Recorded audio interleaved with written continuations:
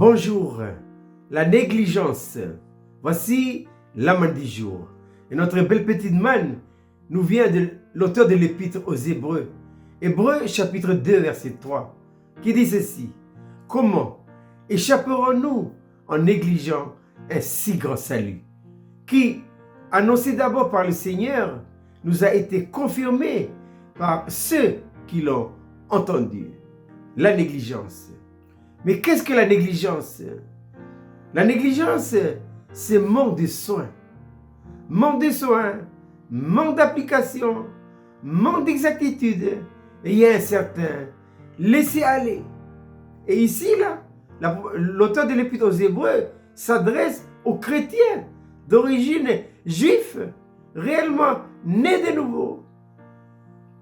J'ai cherché longtemps pour essayer de trouver quelle est la racine de cette négligence. Parce qu'il faut dire ceci, tout dépend de notre disposition intérieure. Quand Dieu a créé l'homme dès le départ, eh bien, tout est fait pour qu'il n'y ait pas de négligence. Comment étions-nous constitués intérieurement avant la chute? Eh bien, nous avions un esprit, une âme et un corps.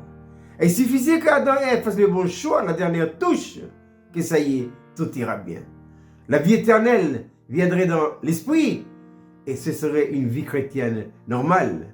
Il n'y aurait pas de négligence. Au contraire, ce sera une vie qui plaise à Dieu. Malheureusement, à cause du péché, eh bien cet ordre intérieur est devenu un véritable désordre, un schisme, si bien que, étant né de nouveau, la vie nouvelle a été introduite dans notre esprit par le Saint-Esprit, mais le désordre existe toujours.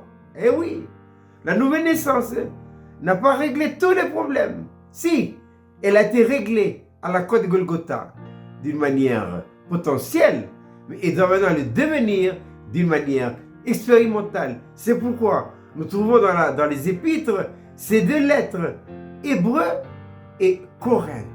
Mais ce sont vraiment deux églises tellement négligentes. On trouve dans ces deux églises des péchés abominables que même les gens du monde ne le font pas.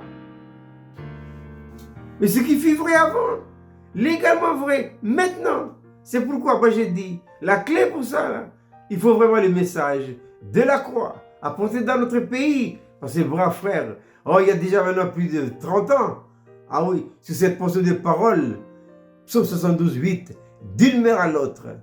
C'est ça le message de la croix qui va faire qu'on ne deviendra plus des chrétiens négligents. C'est quoi le message de la croix pour régler le problème? Eh bien, c'est donner à Dieu tous les droits absolus et la possibilité de vivre sa vie en nous. Un changement de braquet, pour le dire dans Galates chapitre 2, verset 20. Plus moi, c'est Christ. La source de la négligence, c'est quoi? C'est l'âme, c'est la vie de l'âme. C'est elle qui est la racine de tous les aléas de la vie. Les problèmes sociétals, les problèmes de famille, les problèmes de couple, les problèmes individuels, on trouve où les racines? L'âme. Il faut lancer la bombe là-dedans. Là. Il faut dynamiter ça. La seule dynamite qui va faire sauter ça, c'est quoi? C'est la croix. C'est pourquoi l'apôtre Paul dira que la prédication de la croix, c'est une folie pour le monde. C'est un scandale pour le religieux. Oui, mais c'est la dynamite de Dieu qui fait exploser tout. Alors maintenant, qu'est-ce que la négligence? La négligence, c'est manque de soins, manque d'application, manque d'exactitude et de justesse, un certain laisser-aller. Oh, je lis ma Bible quand j'ai le temps. Je vais réunir quand j'ai le temps. J'y vais de temps en temps. Voilà, je reste chez moi et je priorise parfois les affaires du monde au détriment des affaires de Dieu. Non. Sur cette terre, la priorité principale doit revenir aux intérêts de Dieu, aux choses de Dieu. Tout le reste, c'est important, mais c'est tout à fait secondaire. Je ne peux pas sacrifier les intérêts de Dieu au détriment des choses de la terre, quelles qu'elles soient. Je répète, cette belle petite manne pour ce matin, la négligence. Hébreux 2, 3. Comment échapperons-nous en négligeant un si grand salut qui, annoncé d'abord par le Seigneur, nous a été confirmé par ceux qui l'ont entendu. Je vous souhaite de passer une agréable journée.